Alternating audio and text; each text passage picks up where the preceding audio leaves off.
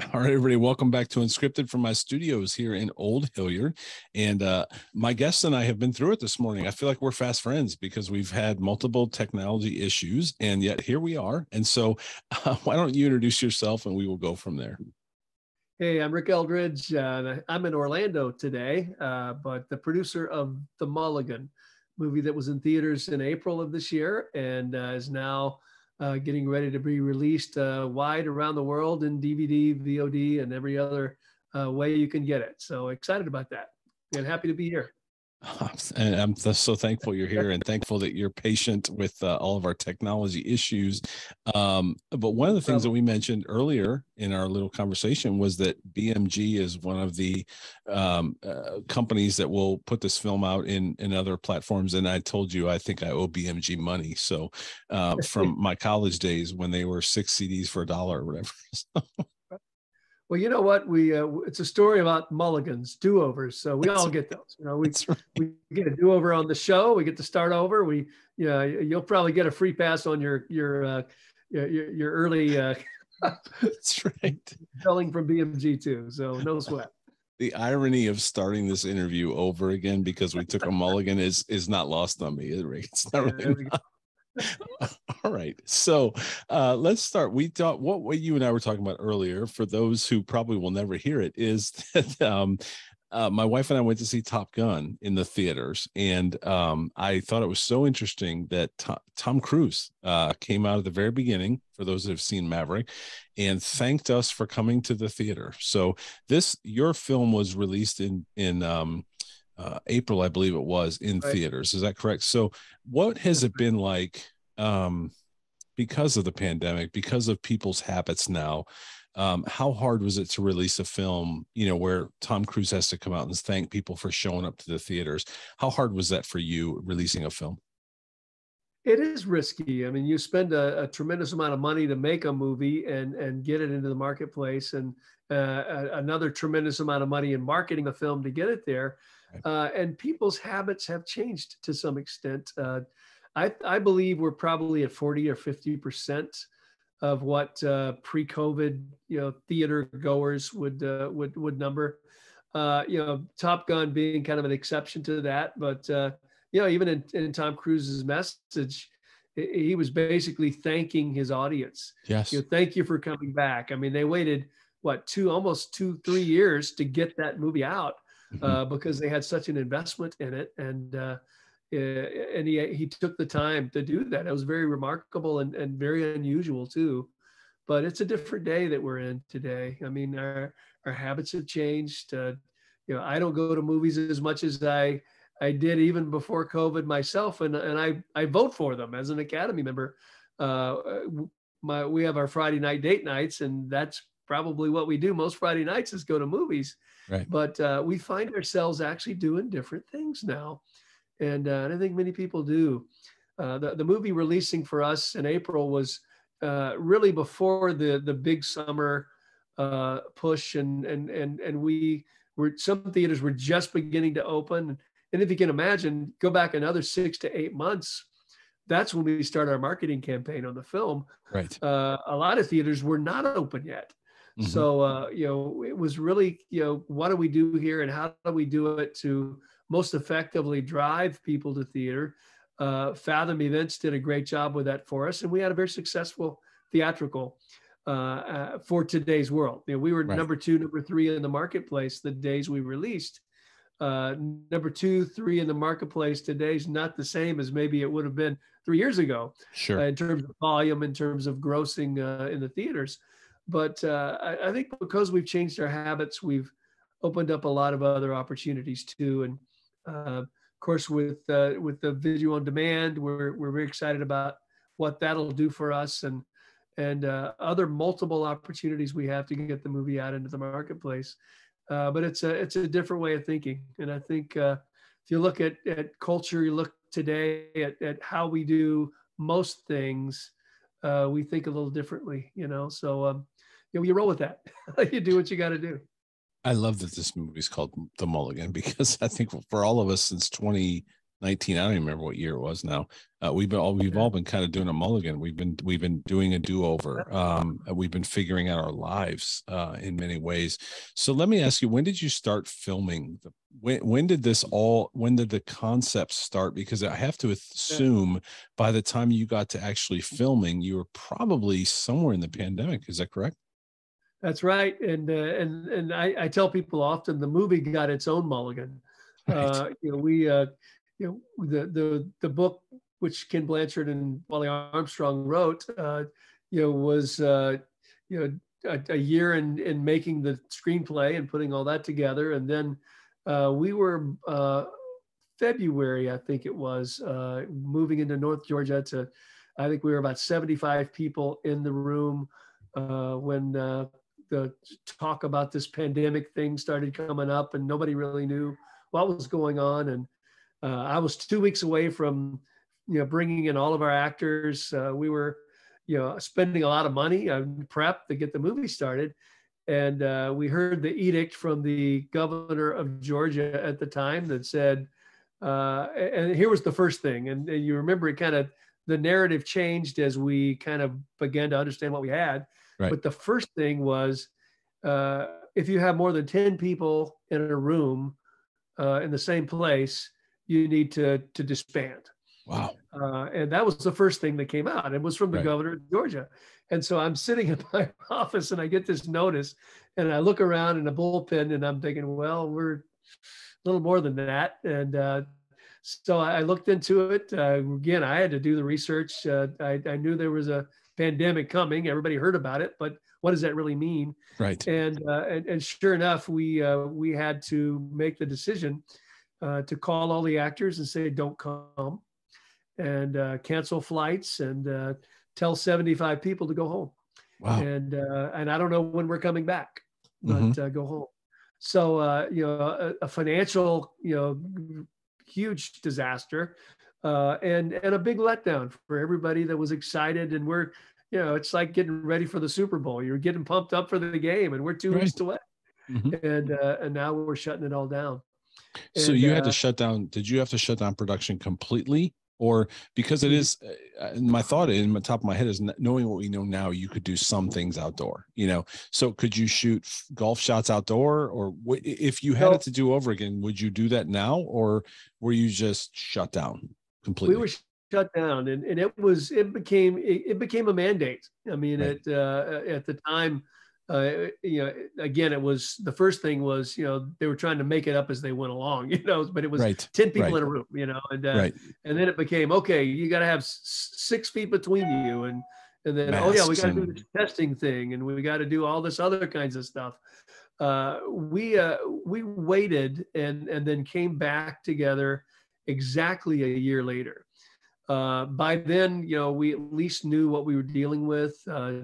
The unions that we work with, the Screen Actors Guild, the Directors Guild, had put protocols in place that we had to follow, and even that was a way different thing, because now, here before we were, you go make a movie, it's everybody's working together. There's a lot of closeness. There's a lot of connectivity with people. I mean, and now we're dealing with this 6-foot barrier. We're dealing with we've got about 200 people on set that by union protocols have to be tested 3 times a week. Wow. And that, which is not cheap. And so we literally had to hire a unit medical team, which wasn't in the budget, to come on board just to manage the medical piece of it. We had to have protocols in place to say, well, what if, one of our actors, develops COVID? What if we have exposure to the camera crew? One guy's got it, then we got the whole camera crew that's now been around this guy. What do we do with all that? Really, really difficult challenges to face.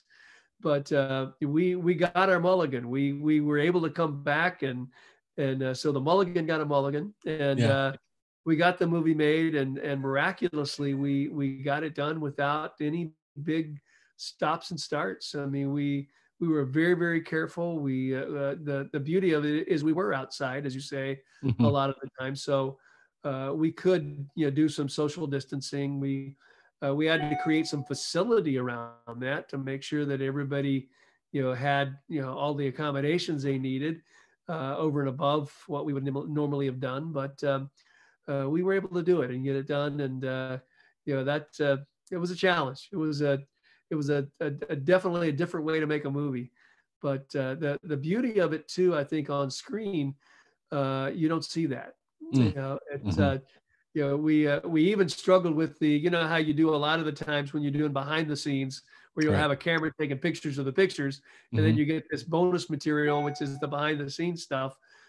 We had the kind of weird discussions of, now wait a minute, he's got a mask on and he's running a camera, and now we're talking about him behind the scenes with a mask. Do we want to get him to take his mask off? And it's like, oh no, we can't do that because we're making a movie and protocols is so. Right. You have all these things you have to run with. But it was quite interesting, and we're very pleased with what came out of it, and the performances, the beauty of the locations. It worked really, really well, but it was a huge challenge. I love, and I'm sorry if we're spending time, we're here to talk about the movie, and I do want to talk about the movie in a minute, just for those listening. But what I appreciate is the fact that we all walk through this, but we see it in our lens, our little world. My kid's swim meet got canceled. My son's baseball game got canceled. Think about this for a minute. For anyone listening, like, there's other people too that, maybe you didn't have to go to work anymore. Maybe you got to work from home. And, for every single person, every single listener, I don't know where this lands, but everybody was different. But so thankful that you would give this perspective as someone trying to create a film in the midst of this and the challenges that you faced. We all had our own quote unquote challenges. And I mean that very, because you should put them in quotations. Our challenges were different than other people's challenges, but you had money on the line, you had a vision on the line, and all that was on the line right when this hit. So thank you for taking us through that, because I think that is important to know. And another reason for us to support this incredible film. So thank you for doing that. I really appreciate you walking through that with us. The second question on it, this is a faith-based film. How much was your faith tested in this entire process? Much like we just talked about, how much did you have to lean on your faith about Mulligans and life? Oh, in every way. I think that the point is, you have to take the challenges and the hurdles that are put before you, and just some of them that are kind of out of your control, and it really I think parallels where we need to be in a relationship with God, to a point that when things are beyond what we can do, we have to look to Him. But we should be looking to Him in all things that we do, in every path that we take, and everything that we do. And there was definitely that. I can tell you this was a unique film set. Every morning before we started, we called on different people to do a little short devotional and to do a little prayer. And the prayer was mostly about safety. It was about health. It was about encouraging each other to with their attitude, with their spirits, because one of the things that happened, there were a lot of really good things that happened through this whole COVID thing, in that I think families were kind of forced together. Yeah. We were forced into environments where we had to deal with stuff that as a family unit. And I have a lot of people that say, boy, I've never spent more time with my kids than being at home and not having to go to work every day. But obviously a tremendous amount of challenges that came with that too. And along with that, anxieties, fears of what could happen to me, and then very real things that we experienced with loss in families and friends and people close to us. I don't think there's anybody that wasn't touched in all of those ways. So we felt it was very important that we pray for those anxieties, those fears, the issues we were dealing with on a daily basis. And so in many ways, although we were not physically, giving hugs and attaboys and high fives, it brought us closer, and it really, we were there overcoming obstacles together and dealing with things that were beyond our control. So we, and those are the times we we seem forced more to look to God. But like I say, we should at all times. But Right. Right. that we really experienced in a great way. I love that you started every day that way. And I think it leads us directly into the film. So the film itself, incredible cast. I have to ask this question right off the top. How incredible was it to work with the amazing Papoon? I mean, like, the guy's a legend. So Pat was 87 years old, and he just brought it every day. He did. I knew he loved golf and played golf quite a bit, but he was on every day. He had all the energy. I've dealt with a lot of elderly actors in other films. I won't mention any of them, but they sometimes have struggled with memory, struggle with their lines, struggle with the energy, keeping it up, keeping it there for, 12 hours that we're shooting in a day or whatever it happens to be. Never with Pat. He was always on. He knew his lines and delivered them right. And it was a joy to work with. The guy's remarkable. He's pretty amazing. It's incredible. What a cast too. I mean, you have an incredible cast. So let's talk about the film itself. For anybody not familiar, if you didn't get a chance to see it in the theaters, it is available August. I apologize. It's in front 16th. Of me. Thank you. 16th. August 16th. So it's available on most of the streaming services. Is that how we would find that? We're going to do an Amazon Prime initially, and awesome. We'll also have a DVD release exclusive with Walmart. Awesome. Nobody sells DVDs still like Walmart does. Right. And they loved the film, gave it an in cap presence. So we'll have a very featured presence with Walmart. So it'll be available everywhere. And some of the, I think I want to call them secondary, but other markets, once the video on demand is out, we'll get it also, weeks down the road. Some of the Christian releasing companies like PureFlix and awesome. Christian Cinema and some of the others as well. So everybody will have it eventually. But we're very excited about the opportunity to get it out to the world to see and be a part of.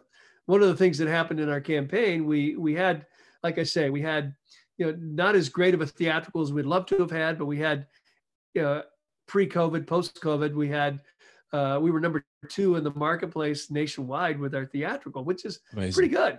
Right. We were excited about that, but we also had a lot of people that maybe didn't feel comfortable going to theaters or for whatever reason didn't get to see it in that environment. And we've gotten a lot of calls, a lot of social media responses of, how can I see the movie now? Where can I see the movie now? So August 16th, we'll say you can see it everywhere and every day. So we're excited about that. In a post-COVID world and in a streaming world, just for this audience, that helps you, right? Because at the end of the day, I'm gonna tell you, I think Amazon Prime is highly underrated for their content. And most of us have Amazon because it's Amazon, right? Like, it's whatever it uses. Right. I'm telling you, I think their streaming platform is highly underrated with the quality of product that they put out. But when someone streams that, does that help you all? Hopefully that's a way of giving back to you in some way. That absolutely does. Yeah, that is becoming a distribution norm in terms of getting product in the marketplace, and absolutely it does.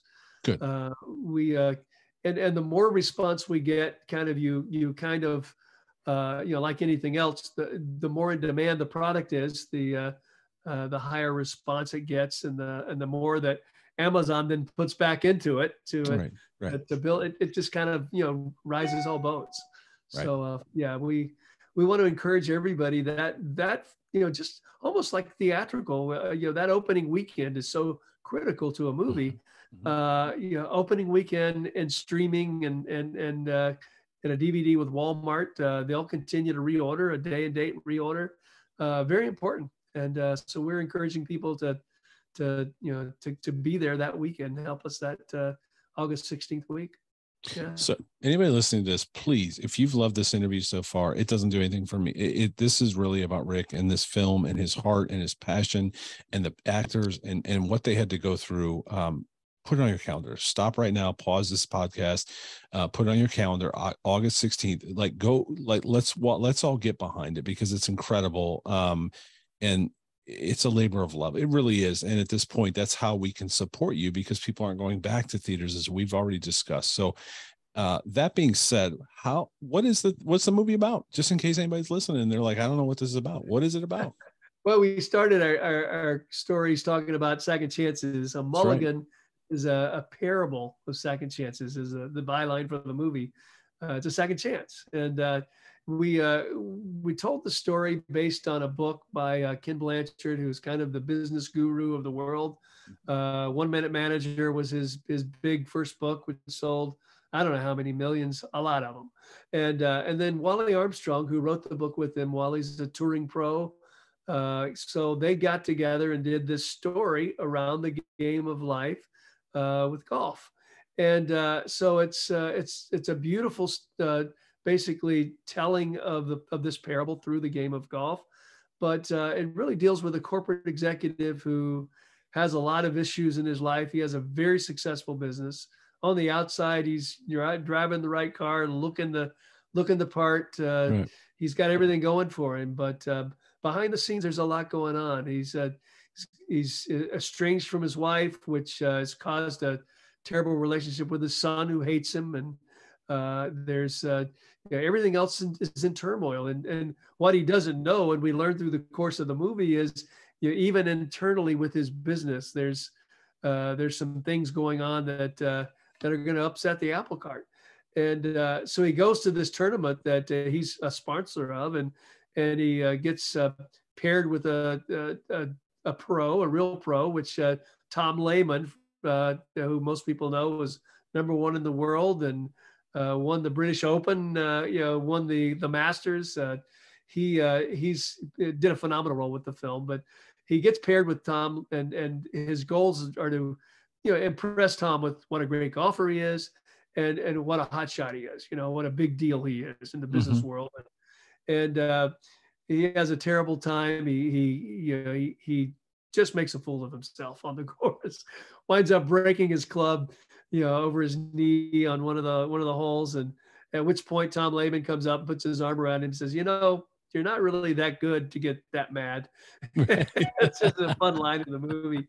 But it's Tom who then introduces him, wants to get through with the round, and he's feeling pretty low about himself, and he says, "You know what? I need to introduce you to one of my dad's buddies.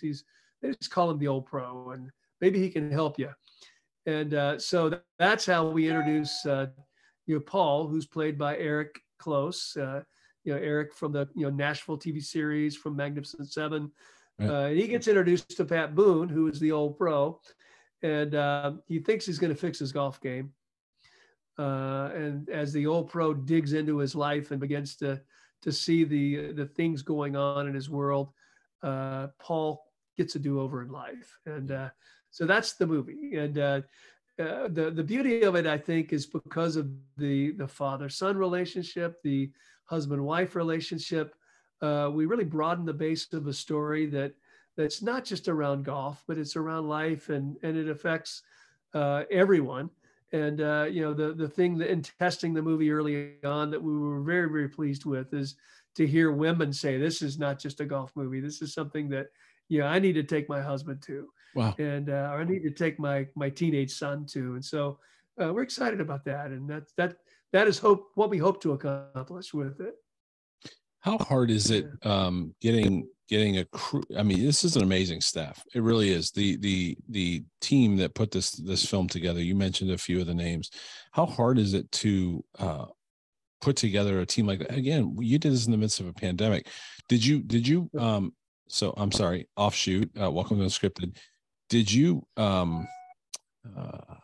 I'm so sorry, I don't know the words to use. Did you staff is the only thing I can think of, because I'm not thinking right. How did you equip this? How did you come up with the roster of people doing the film? I'm so sorry it took me that long to get to it. How did you what's the word I'm looking for? Well, it's cast and crew. Cast. Thank you so much. How did you cast gosh, that was really hard. That shouldn't have been that hard. How did you cast this crew, and did you do it before the pandemic? This is an incredible cast. We had everything in play, and this is an incredible thing too. 52 actors in the movie that had principal roles. That's a Right. lot of people. It is. And we had an ensemble cast of 8 that had very significant roles in the film. And everyone was cast ready to come. And then again, 2 weeks before we send everybody home, one of the things that we thought of too is we'll never get 52 people back again. We'll be recasting. Who knows if Pat will be able to come? Who knows if Paul will be able to play his role? Remarkable thing, every one of our cast made it back. Wow. And we didn't lose a one. And wow.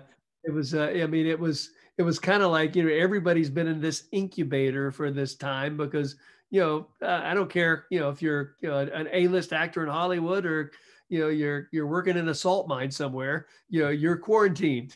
Right. Right. COVID. So everybody was dealing with the same stuff. And so everybody was anxious to work. So in that sense, it was, we felt that, there was an energy. There was like, yeah, we're going to work again. The crew that we used, we had our department heads that were phenomenal. Michael Seibel, who directed and also directed The Ultimate Gift with me many years ago, which was James Garner, Brian Dennehy, Abigail Breslin. Wow. Brought Michael back to work with me again, and we together kind of assembled a phenomenal crew of people, of filmmakers, of storytellers to do this. We had everything just kind of dynamic, it came together, and I think part of that was the fact that we'd been sitting around on our hands for how long, and right. everybody was ready to go back to work. Yeah. And it was quite remarkable that we just kept calling people, and they says, "Yep, I'm there." Wow. And when you wait a year, things change typically, and people's schedules change, or well, I got this other movie I got to do, but there was none of that. They were ready, and so that was a phenomenal thing to see come back together. I have to think their perspective changes. I mean, it changed for all of us, our perspective. Yeah. So I have to think they came back. I think you mentioned this as you were saying that. They probably came back stronger and I don't want to say better, but you know what I mean? Like, I think we all came back ready to work harder to because we realized we could miss it in a moment, in a one mandate, and we're all of a sudden we can't do what we love to do anymore. And so I think we all gathered that appreciation. Did you find that the actors came? I think you said this already, but it sounds like they came back ready to really, really get after it again. There was a bigger sense of purpose, I think, right. and I think that happened across the board because we realized that a lot of things were taken away from us, call it freedoms, just call it whatever. But right. A lot of the things that we normally took for granted as they were taken away, it's like, wow, what do you mean I can't go to church Sunday morning? Right. What do you mean I can't do this? I can't do that. We always have pizza on Friday nights at our famous pizza place, but it's closed. What do you mean it's closed? What am I getting? Things changed. And so I think that really, that in many ways, we came together with a purpose, with the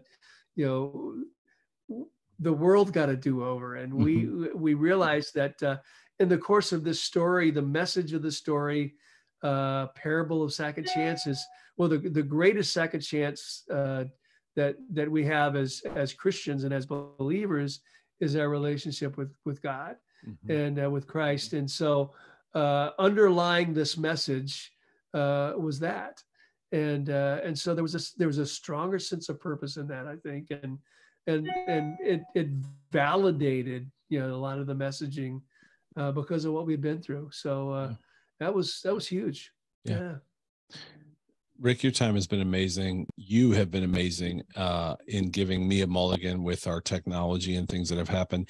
And as evidence of the amount of dings that you're getting in email while we're on this interview, you are a busy man. And I'm so thankful for your time and this opportunity. Just I think for our listeners, I know myself, I'm fascinated by the entire process. And then if you inject what all of us went through in terms of a pandemic into a process that I still don't understand, it makes it even more interesting for me. And You've put together an amazing film. I hope everyone will August 16th go on Prime, go on, the various places it will be available. Please support the film.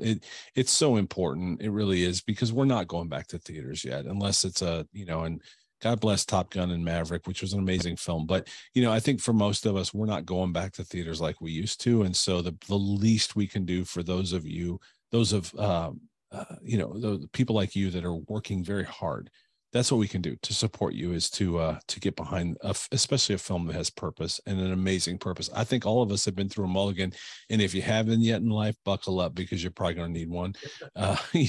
Incredible parable that we can all probably go through, and some of us have had multiple. So I'm just thankful for your time. Absolutely. Well, thank you for helping us get the word out. I appreciate that very much, and that's what we're all about now, is letting people know it's there. And thank you for being part of that. Appreciate it. Well, and as we said, I get to Orlando quite regularly for a friend of mine, and so next time I'm in Orlando, I'm gonna shout you out. We may have to get together. I'd love to continue this conversation over dinner, just you and I. There's so much I'd love to learn and hear. But let's get behind the film. So places they can find the film. Prime, you said Amazon Prime. Would be number one on August 16th. Are there others you mentioned? Yeah, well, Walmart will have a DVD release. So right. I also have it available on their online sites. Okay. Shortly after that, all of the Christian, PureFlix, if you subscribe to that, or Christian Cinema, there's several other streaming companies that will have it available also. And so it'll be far and wide. We have our international distributor, your friend BMG, that will have it across the world. So it's available everywhere. That's right. We're not gonna put that out because I don't want to pay my bill over there. You can also find the trailers on YouTube, but is there a website as well? I assume there's a website. Yes. You can go to themulliganmovie.com or Facebook page, all of that. There's always updates and postings happening there. And so you can get, a wealth of information and stories about what happened while we were filming. Even it's a lot of behind the scenes stuff there too. So awesome. I encourage you to check out the site. Check out themulliganmovie.com, or go to our Facebook page, which is just The Mulligan Movie. And I will have that in this post as well. Thank you so much for your time. This has been awesome. Thank you for your grace and the Mulligan that you gave me in terms of the technology. But anyway, I'm so thankful for our time today. This has been wonderful. I so appreciate you so much, and the opportunity to just spend some time with you. Same here. Appreciate it. Best of luck on the film. So it's themulliganmovie.com. Is that right? Yep. Mulliganmovie.com, August 16th. And please get behind the film. Thank you so much, Rick. This has been wonderful. All right. Thank you. Thank you.